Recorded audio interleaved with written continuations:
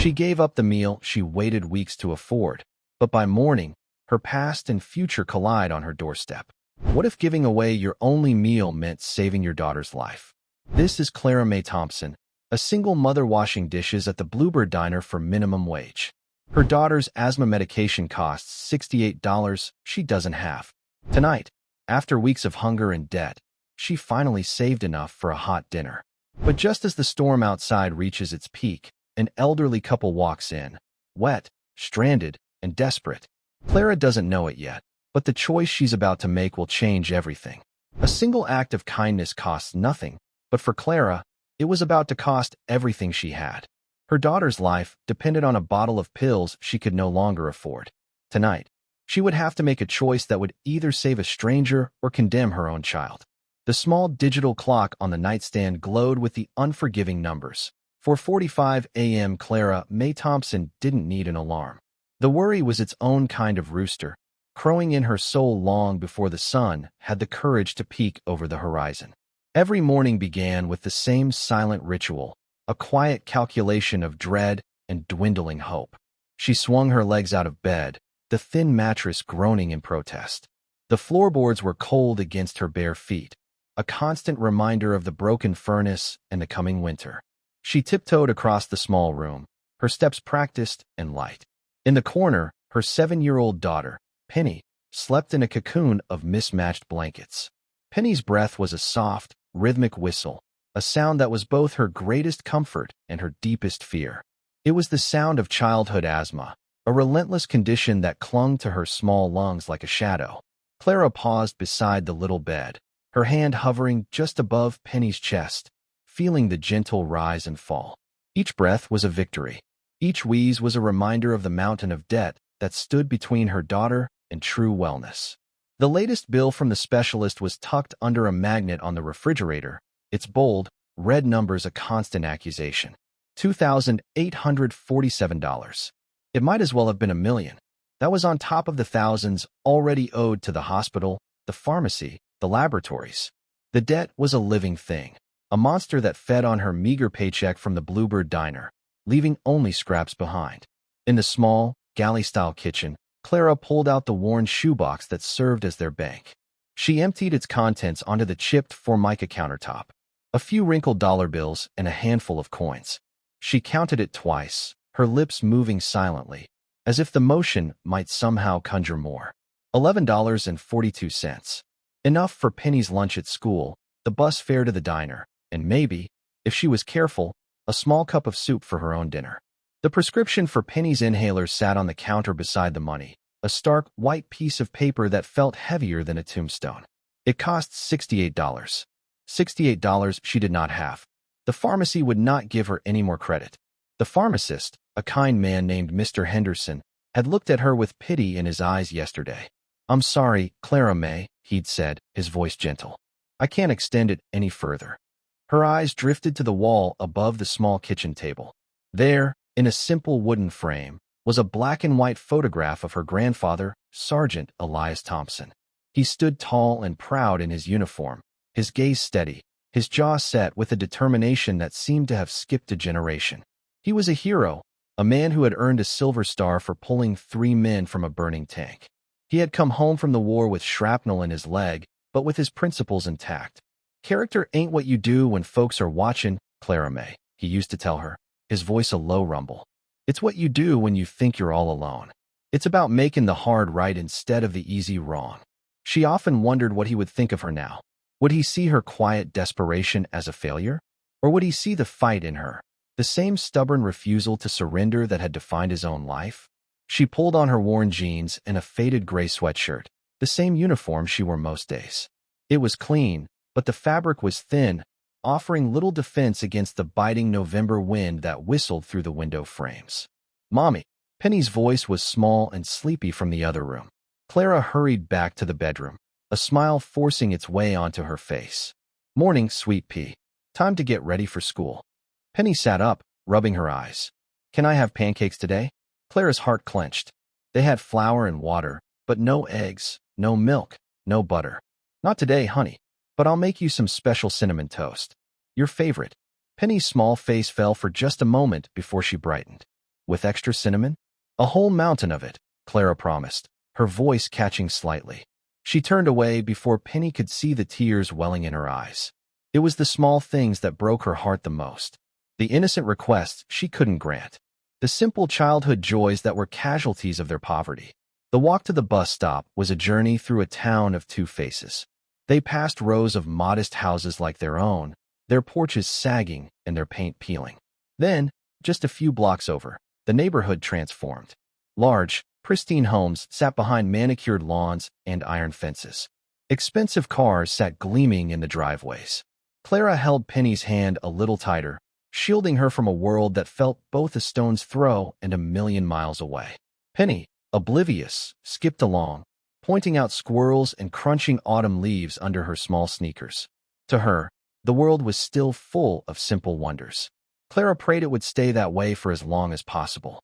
At the bus stop, she tucked the lunch money into Penny's coat pocket and kissed her forehead. Be good for Mrs. Davison, you hear? I'll see you tonight. Love you, Mommy. I love you more, sweet pea. She watched the big yellow bus pull away, a plume of exhaust hanging in the cold air. For a moment, she stood alone, the weight of the day pressing down on her. The $68 for the inhaler was a constant hum in the back of her mind. The last refill was almost empty, maybe 2 or 3 puffs left. It was a terrifyingly small buffer against a full-blown asthma attack. She had to find a way. An extra shift? Gus, her boss at the diner, was already giving her as many hours as he could. Borrow money. She had already exhausted the kindness of her few friends. Her own bus arrived, and she climbed aboard, her mind a frantic storm of impossible solutions. She took a seat by the window and watched her town roll by. The abandoned textile mill on the edge of town, a skeleton of broken windows and rusted steel, where so many people, including her own father, had once earned a decent living. Now, it was just a monument to a time when hard work was enough. The Bluebird Diner was a relic from another era, a long, narrow car of chrome and faded turquoise vinyl. It sat on the corner of Maple and 6th, a stubborn holdout against the encroaching fast food chains. Its neon sign, with a sputtering blue bird, cast a warm, welcoming glow in the pre-dawn gloom. Inside, the air was thick with the smell of coffee, bacon, and years of conversation. Gus, the owner, was a large man with a permanent scowl etched on his face, but his eyes were kind. He was wiping down the counter as she came in, his movements methodical and practiced. He nodded at her, a silent greeting that meant, "You're on time." "Good morning, Gus," she said, tying her apron. "Morning, Clara Mae. Coffee's fresh." Brenda, the morning waitress, was already pouring coffee for a couple of truck drivers in a corner booth. She was in her 50s, with a cascade of blonde hair and a laugh that could cut through the morning rush. She gave Clara a warm smile. "Hey, hon, rough morning?" Clara just shrugged, not wanting to unload her burdens. "Same as always." Brenda patted her shoulder. "Well, you're here now. Let's make some money." Clara's job was in the kitchen, a world of steam, clattering plates, and relentless heat. She was the dishwasher, the one who stood for hours in front of the big industrial sink, her hands plunged in scalding, soapy water.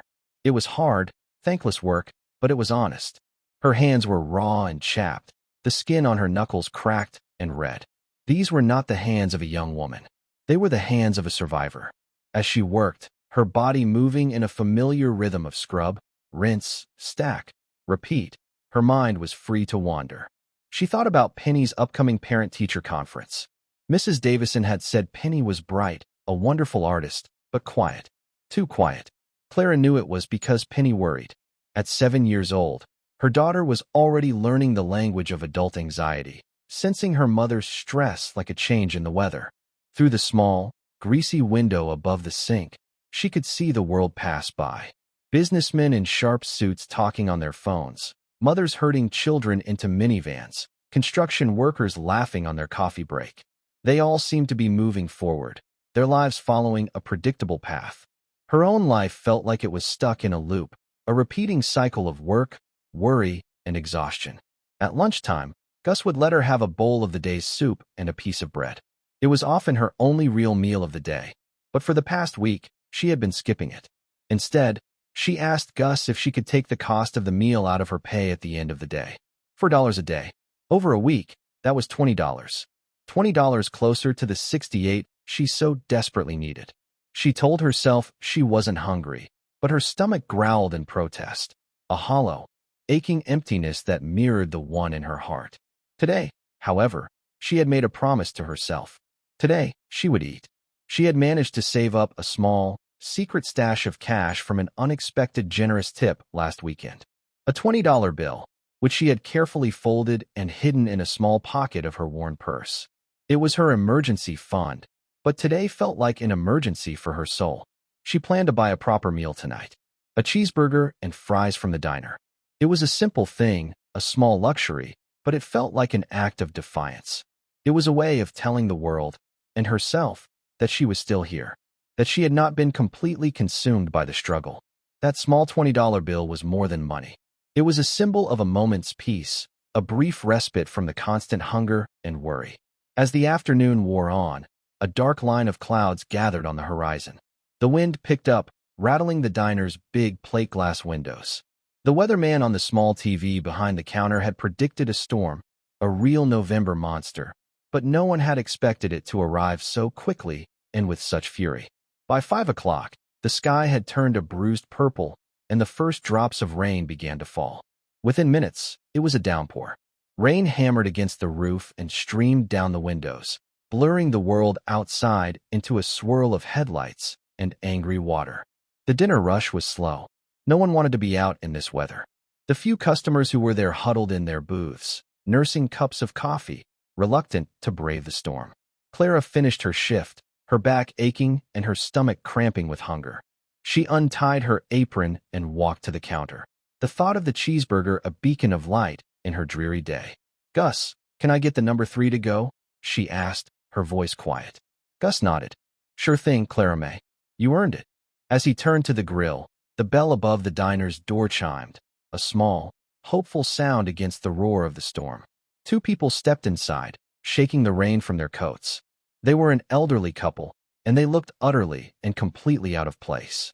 The man was tall and lean, with a full head of silver hair and a face etched with dignified lines. He wore a dark, expensive-looking overcoat, soaked through and dripping onto the checkered linoleum floor.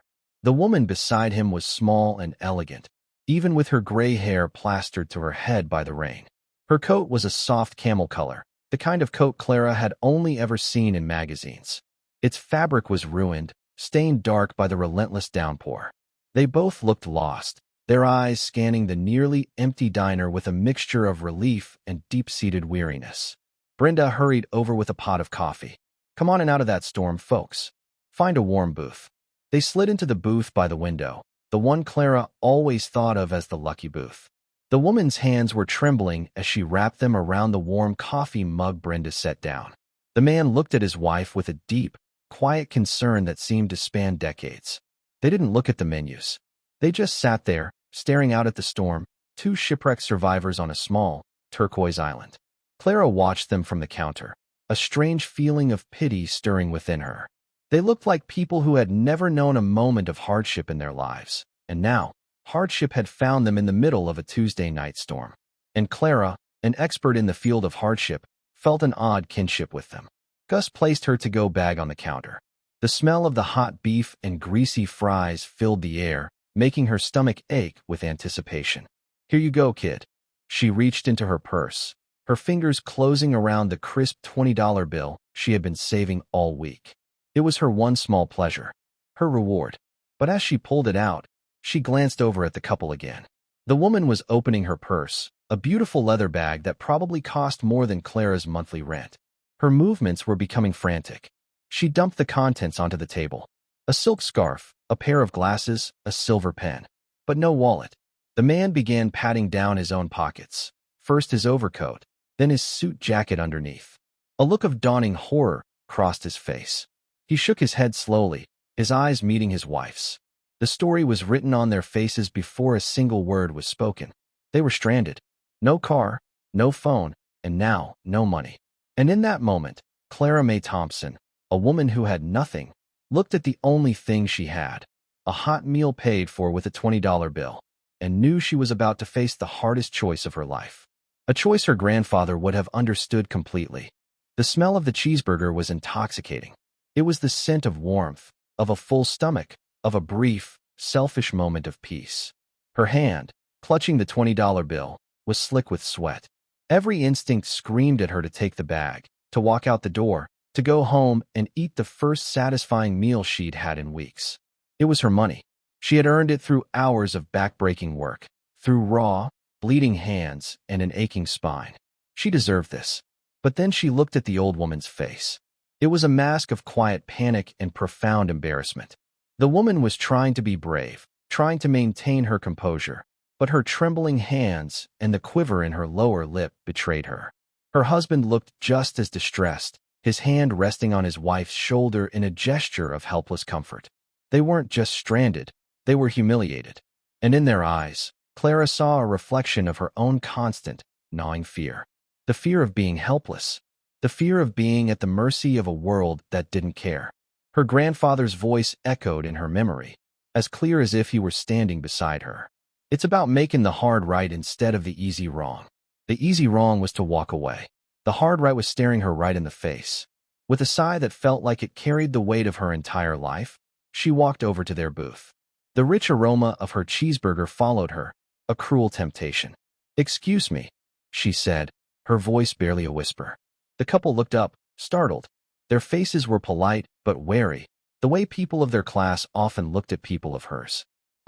I couldn't help but overhear," Clara stammered, feeling a hot blush creep up her neck. "It seems like you're in a bit of a jam." The man's expression hardened slightly, a shield of pride clicking into place. "We're fine, thank you. Our driver is just delayed." It was a lie, and all three of them knew it. The woman placed a gentle hand on her husband's arm. "It's all right, Walter. There's no need for that." She looked at Clara, her eyes a clear, intelligent blue. "We seem to have misplaced our wallets. And our car broke down about a mile up the road. The storm, it came on so suddenly. The tow truck won't come out in this weather," Walter added, his voice gruff with frustration. "And both of our phones are dead." Clara nodded, her heart aching with a strange mix of pity and recognition. She knew this feeling, the sudden, terrifying realization that you were completely cut off, that the thin threads holding your life together had snapped. She took a deep breath. "Are you hungry?" The woman's eyes flickered with a longing she quickly tried to conceal. "We're all right, dear. Thank you for your concern." But Clara saw the truth. She saw the exhaustion in their bones, the hunger that went deeper than just a missed meal. It was the hunger for warmth, for safety, for a moment of peace in the middle of a storm. She turned and walked back to the counter, her resolve hardening with each step. She pushed the bag with the cheeseburger and fries toward Gus, who was watching the exchange with a curious expression. "Can you give this to them?" she said quietly. "And 2 bowls of your tomato soup. The good stuff you make, not the canned." Gus raised an eyebrow. "That's your dinner, Clara Mae." "I'm not that hungry," she lied, the words tasting like ash in her mouth. Her stomach cramped fiercely, as if in protest. She then did the hardest thing she had ever done. She placed the crisp, $20 bill on the counter. "This should cover it. And, if there's anything left over, could you call them a cab? To one of the nice hotels downtown. The Biltmore, maybe." Gus stared at her, his usual scowl gone, replaced by a look of stunned disbelief. He looked from the $20 bill to her tired face, and for the first time, he seemed to see past the worn-out waitress uniform to the woman underneath. He slowly took the money. "All right, Clara Mae, if you're sure." "I'm sure," she said, her voice stronger now. She didn't wait for their reaction. She couldn't bear to see it. She grabbed her thin coat, wrapped it tightly around herself, and pushed open the diner door. The wind and rain hit her like a physical blow, stealing her breath and plastering her hair to her face.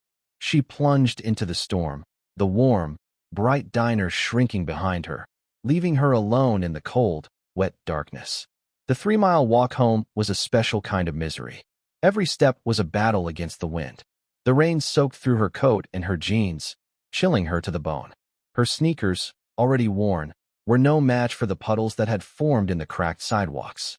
Within minutes, her socks were soaked and her feet were numb. The hunger, which had been a dull ache, now became a sharp, biting pain. Her stomach felt like a hollow drum, and with every gust of wind, a wave of dizziness washed over her. She thought about the cheeseburger, the hot, juicy beef, the melted cheese, the salty, crispy fries. She could almost taste it. She imagined the old couple in the warm, dry diner, eating her meal, and a wave of bitterness surprised her. Why her? Why was she the one who always had to make the sacrifice? The world was full of people with so much more to give. People for whom $20 was nothing, a rounding error in their bank accounts. For her, it was a feast. It was a lifeline. She stumbled, her foot catching on an uneven piece of pavement, and fell to one knee. The rough concrete tore through her wet jeans, scraping her skin. Pain shot up her leg. She stayed there for a moment, kneeling in the gutter, the cold, dirty water swirling around her. Tears of frustration and self-pity welled in her eyes, mixing with the rain on her face. It was all too much. The debt, the worry, the constant, grinding poverty. The sheer, unending exhaustion of it all. She wanted to give up. Just stay there. Let the storm wash her away. But then, an image flashed in her mind. Penny's face, sleeping peacefully in her little bed. Penny's smile when she got extra cinnamon on her toast. Penny's small hand tucked into hers. Penny. The thought of her daughter was like a jolt of electricity. It cut through the cold and the pain and the despair. She couldn't give up. For Penny, she had to be strong. For Penny, she had to keep fighting. She was a mother. That was a job that didn't allow for surrender. Slowly, painfully, she pushed herself back to her feet. She ignored the stinging pain in her knee and the icy cold that had seeped into her bones. She leaned into the wind and put one foot in front of the other. She had a daughter to get home to. When she finally reached her small, rented house, she was a wreck. She was shivering uncontrollably, her teeth chattering. Her clothes were dripping, creating a puddle on the worn linoleum of the entryway. She peeled off the wet layers, her fingers clumsy and numb. She tiptoed into the bedroom. Penny was still asleep, a small lump under the blankets. The sound of her soft, wheezing breath was a painful reminder of the medicine she still couldn't afford. Clara stood over her daughter for a long moment. The love she felt for her a fierce, protective fire in her chest. She had given away her meal, her one small comfort, for strangers. But for Penny, she would have given away the world. She went into the kitchen and drank a glass of water, trying to fill the aching void in her stomach. It didn't help. She opened the refrigerator. It was nearly bare. A half-empty jar of mustard, a wilting piece of lettuce, and the small bottle containing the last of Penny's asthma medication. She looked at the $11.42 on the counter. It wasn't enough for food, and it wasn't enough for the prescription. It was just enough to remind her of how trapped she was. She climbed into her own bed, pulling the thin blanket up to her chin. The sheets felt cold and damp. Sleep wouldn't come. Her mind raced, replaying the events of the evening. Had she done the right thing? A part of her, the practical, desperate part, screamed that she had been a fool. A sentimental, reckless fool. She had given away her last $20 to people who were probably richer than she could ever imagine. They had just forgotten their wallets. They would go back to their big, warm house and their comfortable lives and forget all about the poor waitress at the diner. But another part of her, the part that sounded a lot like her grandfather, whispered that she had done exactly what she was supposed to do. She had seen someone in need, and she had helped. It was as simple and as complicated as that. Character, he had said. It's what you do when you think you're all alone. Tonight, she had felt more alone than ever. And yet, she had chosen kindness. She eventually drifted into a restless, hungry sleep, filled with dreams of storms and empty plates. She woke up the next morning feeling worse than when she had gone to bed. Her body ached, her head throbbed, and the gnawing hunger was still there. But the storm had passed. A sliver of pale morning light was visible through a crack in the curtains. She went through the morning routine in a fog, her movements slow and heavy. She made Penny cinnamon toast, her own stomach churning at the sweet smell. She walked Penny to the bus stop, the world feeling muted and gray. As the bus pulled away, a wave of hopelessness washed over her. It was a new day, but it was the same struggle, the same mountain of debt, the same $68 problem she had no idea how to solve. She turned to walk back to the house, her mind already calculating the hours until her next shift, when she saw it. A car was parked in front of her house. It wasn't just any car. It was a long, black, gleaming sedan, the kind of car that belonged in a movie or parked in front of the mansions on the other side of town. It was so out of place on her rundown street that it looked like it had landed from another planet. A man in a dark suit and chauffeur's cap was standing beside the driver's side door, his posture stiff and formal. Clara's heart began to pound. Who was this? Was she in some kind of trouble? Had one of the collection agencies finally decided to send someone in person? The back door of the car opened, and a man stepped out. It took her a moment to recognize him. It was the old man from the diner. Walter. He was no longer the wet, disheveled figure from last night. He was wearing a perfectly tailored gray suit. His silver hair was neatly combed, and his face was calm and composed. He looked powerful. He looked rich. And he was standing on her broken sidewalk, looking directly at her. He smiled, a small, polite smile that didn't quite reach his eyes. "Clara Mae Thompson?" he asked, his voice calm and even. Clara could only nod, her throat suddenly tight. "My name is Walter Covington," he said. "We met last night. I believe you did me a kindness.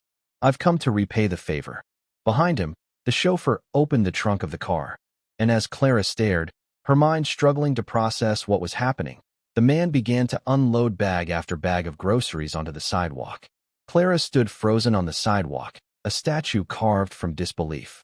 The world seemed to have tilted on its axis, the familiar, drab colors of her street suddenly clashing with the impossible shine of the black sedan and the vibrant colors of the grocery bags.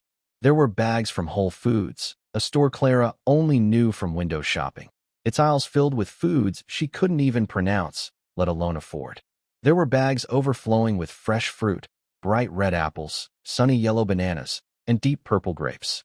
There were bags filled with vegetables, crusty bread, cartons of milk and juice. It was more food than she had seen in one place in her entire life. I don't understand," she finally managed to say, her voice thin and reedy. Walter Covington took a step closer. His eyes, which had seemed cool and distant a moment ago, now held a glint of warmth. "It's quite simple, Miss Thompson. My wife, Eleanor, and I found ourselves in a difficult situation last night. We were cold, stranded, and frankly, a little frightened. You helped us. You gave us your meal. You paid for our taxi. This is a small gesture of our gratitude." The chauffeur, a large, silent man named Arthur, began carrying the bags to her front door, his movements efficient and respectful. He didn't look at her, as if to spare her any further embarrassment. "But it was just a cheeseburger," Clara stammered. "It was nothing." "It was not nothing," Walter said, his voice firm but not unkind. "It was everything. It was a beacon of warmth and decency on a very dark night. My wife was quite taken with your generosity.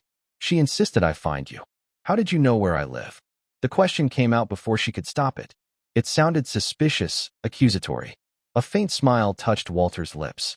"You told the diner owner, Gus, to call us a cab to the Biltmore. I simply called Gus this morning. He was surprisingly forthcoming when I explained the situation.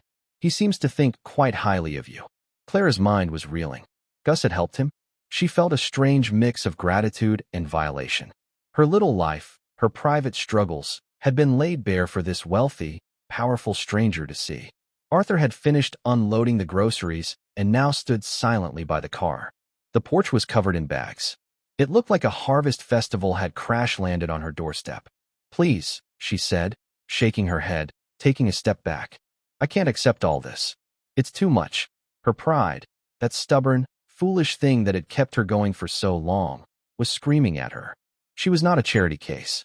She was not some beggar to be pitied. Walter's expression softened.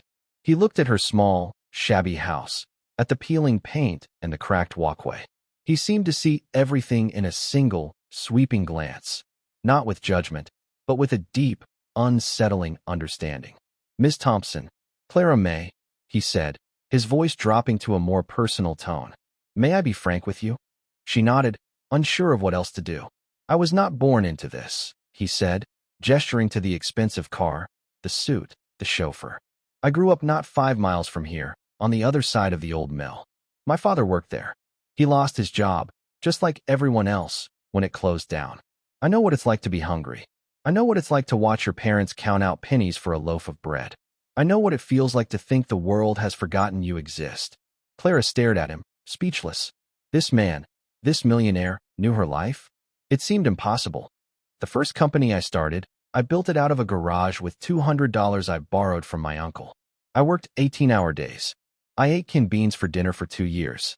People see the success, but they don't see the struggle. They don't see the nights you lie awake, terrified that you're going to lose it all. He paused, his gaze becoming distant, as if he were looking back across the decades. Last night, for a few hours, my wife and we were reminded of what that feels like. The feeling of being completely helpless. And then a stranger, a young woman who looked like she was carrying the weight of the world on her shoulders, showed us a kindness that I haven't witnessed in a very long time. You didn't do it for a reward. You did it because it was the right thing to do. That, Clara Mae, is a rare and precious thing. Please, allow me to honor it. Let me do this for you. Not out of pity, but out of respect. Tears were now streaming freely down Clara's face. She didn't bother to wipe them away. They were tears of shock, of relief, of a dam of pent-up emotion finally breaking. This man wasn't just giving her food. He was giving her something she hadn't realized she had lost: validation. He was telling her that he saw her. He saw her struggle, and he saw her strength. "Okay," she whispered, the word choked with emotion. "Okay." Walter gave a small, satisfied nod. He then glanced toward the front door, his sharp eyes noticing something taped to the inside of the window. It was the specialist's bill, the one with the glaring red numbers. He didn't stare, but she saw the flicker of recognition in his eyes. He turned back to her, his expression now more serious, more businesslike. "There is another matter I'd like to discuss. Gus mentioned that your daughter has some health issues. Asthma, I believe." Clara's heart seized with a new kind of fear. How much had Gus told him? She felt exposed, vulnerable, her deepest worries laid out for inspection. She nodded numbly. "Yes. Her name is Penny. She's 7. My own granddaughter has asthma," Walter said, a shadow of pain crossing his face. "I know the fear. I know the cost of the medication. The constant worry." He reached into the inside pocket of his suit jacket and pulled out a long, white envelope. He held it out to her.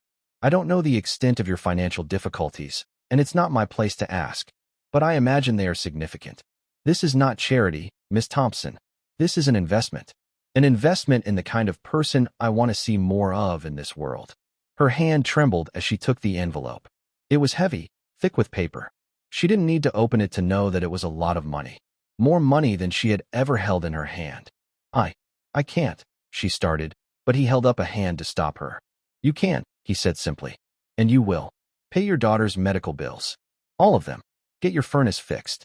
Buy your daughter a new coat for the winter. And then, I want you to think about your future." He handed her a business card. It was made of thick, creamy cardstock, the lettering embossed in a simple, elegant font. Walter Covington, CEO, Covington Enterprises. Below the name was a phone number. "The man who drove me here, Arthur, his wife, runs my family's foundation. We help people. We provide educational grants, small business loans, job training. When you are back on your feet, I want you to call this number. We will find a place for you. A job, a career, something that uses your mind and your heart, not just your hands." Clara looked from the envelope to the business card, her mind a dizzying swirl of confusion and overwhelming gratitude. A job? A career? These were concepts that belonged to another life, a life she had long since stopped dreaming about. "Why?" she asked, the single word encompassing 1,000 questions. "Why are you doing all of this for me?" Walter Covington looked at her, and for the first time, his smile was genuine, reaching all the way to his eyes. It was a kind, weary, knowing smile. "Because my grandfather was a man named Elias Thompson," he said softly. "He was a sergeant in the 101st Airborne. During the war, in a firefight outside of Bastogne, he pulled 3 men from a burning tank. One of those men was my father." The world stopped. The bird song, the distant traffic, the rustle of the leaves. It all faded into a roaring silence in Clara's ears. Her grandfather, her hero, the man in the photograph on her kitchen wall. "He saved my father's life," Walter continued, his voice thick with an emotion that spanned generations. "My father never forgot it. He spent years trying to find Elias after the war, but he'd moved, and they lost touch. My father told me that story 100 times. He told me that everything we have, everything our family has become, is because of the bravery of a man named Elias Thompson. He told me that if I ever had the chance to repay that debt, I should do it without hesitation. He looked at Clara's stunned face. When Gus told me your last name this morning, I asked him if you were related to an Elias Thompson. He told me he was your grandfather. I believe, Clara Mae, that this is my chance to repay that debt. He paused, letting the weight of his words settle. Your grandfather saved my family. Last night, you reminded me what my family stands for. Kindness, decency, and paying our debts. It seems the Thompson family character is a strong one. He gave her a final, respectful nod. I will be in touch, Miss Thompson. Then he turned, got back into the black sedan, and was gone. Clara stood on the sidewalk, the thick envelope in one hand and the crisp business card in the other. Her porch was laden with food. Her world had been completely and irrevocably changed. She looked up at the sky, the pale morning sun warming her face, and for the first time in a very long time, she felt the unmistakable glimmer of hope. She thought of her grandfather, the quiet hero in the photograph, and she knew, with a certainty that settled deep in her soul, that he would have been proud. She walked into her small house, the silence feeling different now. It was not the silence of despair, but the silence of possibility. She placed the envelope and the card on the kitchen table, right next to the $11.42. Then she began to carry in the groceries, one bag at a time. The first bag Clara brought inside was filled with fruit. The scent of fresh apples and oranges filled her small, musty kitchen, a fragrance of abundance and life that was so foreign it felt almost sacred. It was the smell of another world, a world she had only ever glimpsed through grocery store windows. One by one, she carried the bags from the porch, her movements slow and deliberate, as if she were in a dream and any sudden motion might wake her. She lined them up on the floor, on the counters, on the small kitchen table.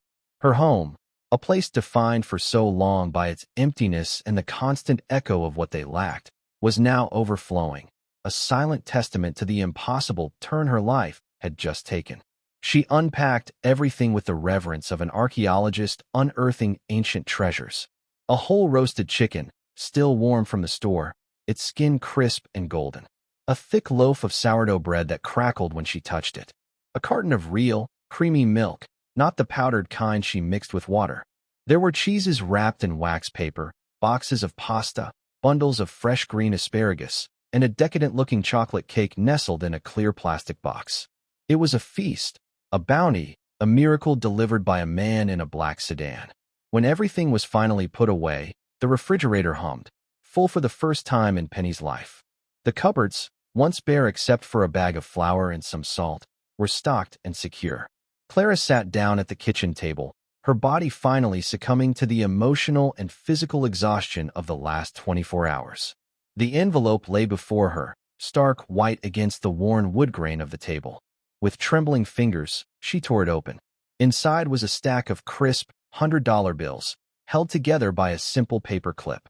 She counted it once, then twice, her lips moving but no sound coming out. $10,000. She stared at the money, the sheer, blunt reality of it refusing to sink in. It was a number she had only ever associated with debt, with the insurmountable mountain she had to climb every single day. To see it now, laid out on her table, as something that belonged to her, it was too much to comprehend. It was the price of a full night's sleep. It was the sound of her daughter breathing easily. It was freedom. It was safety. It was a future. Her first thought was of Penny's medicine. She looked at the clock. It was just after 9. Mr. Henderson's pharmacy would be open. She grabbed her purse, took one of the $100 bills. The paper felt impossibly smooth and official in her calloused hand, and practically ran out the door. The walk to the pharmacy, which usually felt like a journey of shame and anxiety, now felt light and hopeful. The sun was on her face. The air felt clean and new. When she walked into the pharmacy, Mr. Henderson looked up from behind the counter, his expression already one of polite regret, a look she knew all too well. "Clara Mae," he began, his voice gentle. "I'm afraid I can't." She cut him off by placing the $100 bill on the counter. The note landed with a soft, definitive whisper. "I'd like to refill Penny's prescription, please," she said, her voice clear and steady, devoid of the pleading tremor it usually held. "And I'd like to pay off my account. All of it." The pharmacist stared at the bill, then back at her, his eyes wide with surprise. He blinked, as if to make sure he was seeing correctly. A slow, Genuine smile spread across his face, erasing his professional weariness. "Well, I'll be," he said softly. "Of course. Right away, Clara Mae." As he worked, she looked around the small shop, at the shelves filled with remedies and cures. For the first time, they didn't look like accusations of her failure. They just looked like help. When Mr. Henderson handed her the bag with 3 months' worth of Penny's medication and a receipt stamped, "Paid in full," Clara felt a profound sense of relief wash over her, so powerful it almost brought her to her knees. She had done it. She had finally slain one of the dragons that had been chasing her for so long. Her next stop was the specialist's office. She paid the $2,847 bill without flinching. The receptionist, a woman who had always treated her with a cool, professional distance, now looked at her with a newfound respect, even offering a small, tight smile.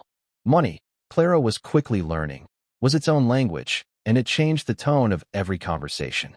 She spent the rest of the day extinguishing the many small fires of her life. She paid the overdue rent, the electric bill, the gas bill. At each stop, she felt a piece of her burden fall away. The weight on her shoulders, the one she had carried for so long she had forgotten what it felt like to be without it, was finally lifting. That evening, when Penny came home from school, she walked into a different world. The house was warm, the furnace having been repaired that afternoon by a man who came within an hour of being called and paid in cash.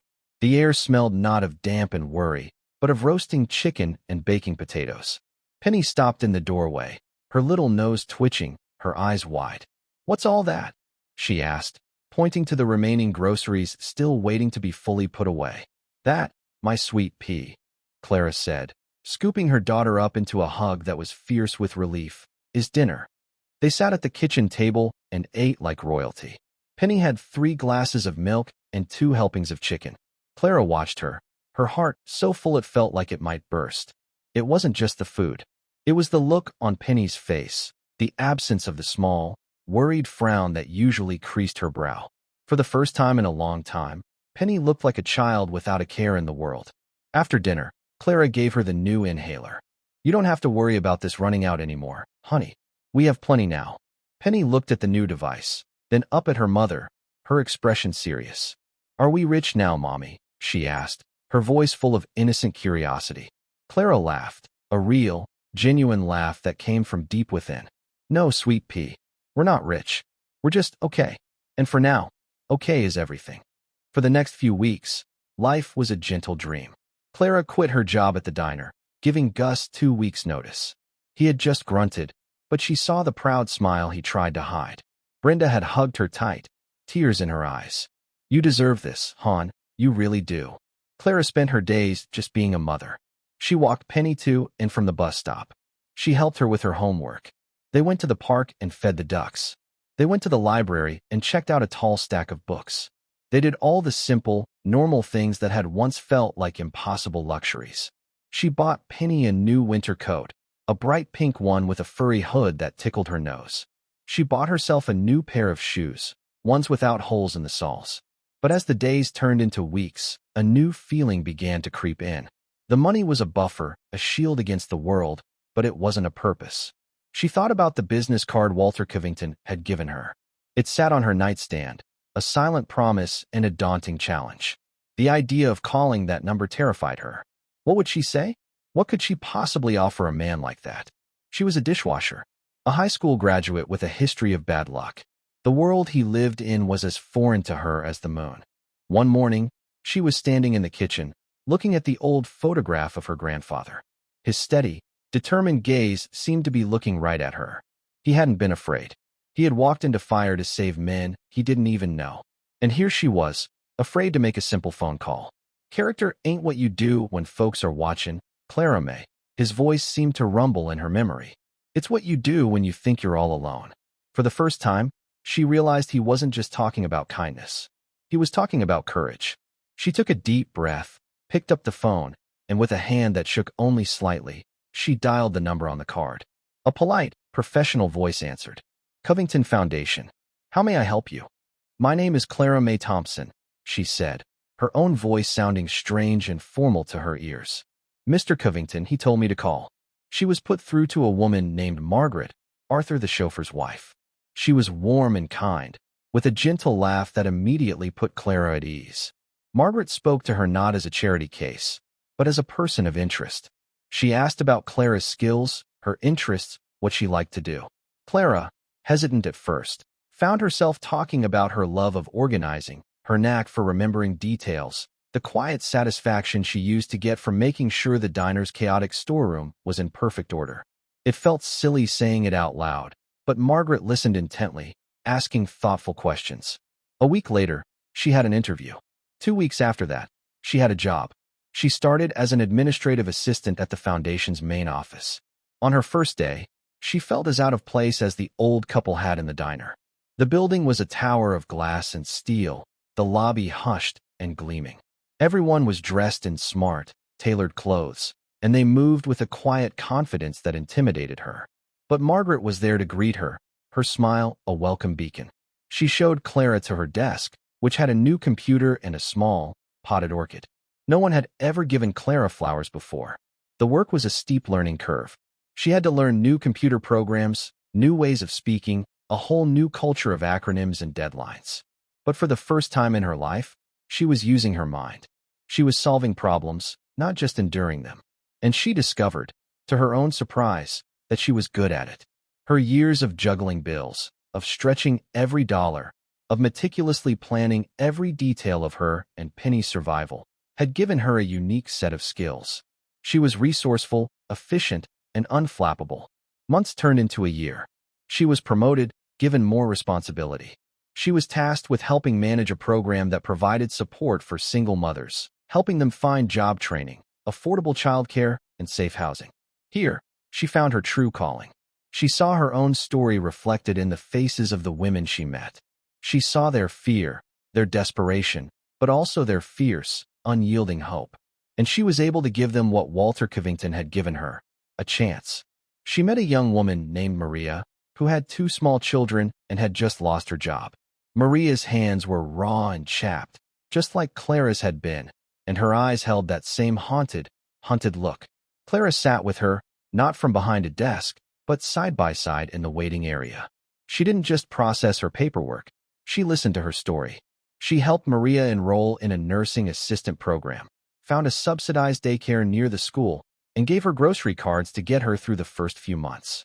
She was a guide, a confidant, a living example that the storm does, eventually, pass. She never saw Walter Covington in the office, but she felt his presence everywhere. His philosophy of practical, respectful kindness was woven into the very fabric of the foundation. He wasn't just giving handouts, he was building ladders. He was investing in people, in their potential. One evening, about 2 years after that fateful night at the diner, Clara was working late, reviewing an application for a new community health initiative. It was a proposal to fund a mobile asthma clinic for low-income neighborhoods. As she read through the projected outcomes, the number of children who would receive free medication, the number of emergency room visits that would be prevented, she thought about Penny. Her daughter hadn't had a serious asthma attack in over a year. She was thriving in school, a bright, happy girl who filled their small, new apartment with vibrant paintings. Clara looked out the window of her office. The city lights twinkled below, a sea of a million different stories. She thought about the strange, invisible threads that connect us all. The thread that stretched from a battlefield in France decades ago, from her grandfather to a young soldier he'd never see again. A thread that had woven its way through time, through a family's success and gratitude, and had found its way to a rain-slicked diner on a miserable Tuesday night. It had found her when she was at her lowest, when she thought she was completely alone. A single act of kindness, she realized, is never a single act. It's a stone thrown into a pond. The ripples spread outward, touching lives you may never know, creating waves of change that can travel across generations.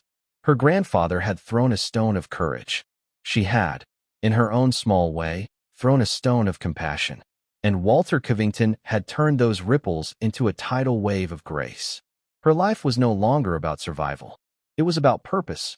She was no longer just Penny's mother. She was Clara Mae Thompson, a woman who helped change lives. She packed her briefcase, the smooth leather a world away from the worn canvas bag she used to carry. Walking out of the gleaming office building, She wasn't hunched against the cold, but stood tall, a woman who had found her place. When she got home, Penny was at the table, finishing her homework. She had drawn a picture. It was of their family, just the two of them, standing in front of a small, cozy house. But above them, in the sky, she had drawn a smiling old man in a soldier's uniform, watching over them like a guardian angel. "That's Great-Grandpa Elias," Penny said, pointing with her crayon. "You told me he was a hero."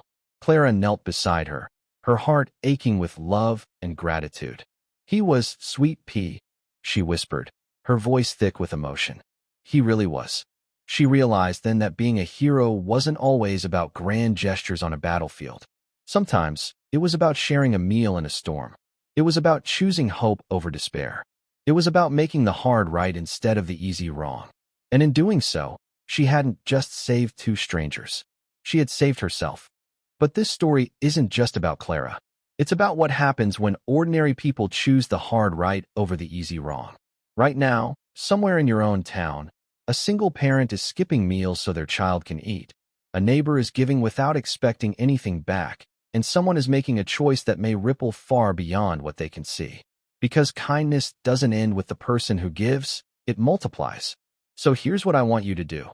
Think about the last time someone sacrificed for you, even in a small way. Share it in the comments, so we can remember together that generosity isn't rare, it's waiting in each of us. Like this video if you believe one act of kindness can echo across generations. And subscribe for more real stories proving that ordinary choices can create extraordinary change. Because somewhere tonight, someone is giving up their only meal, and in doing so, they might just be changing everything.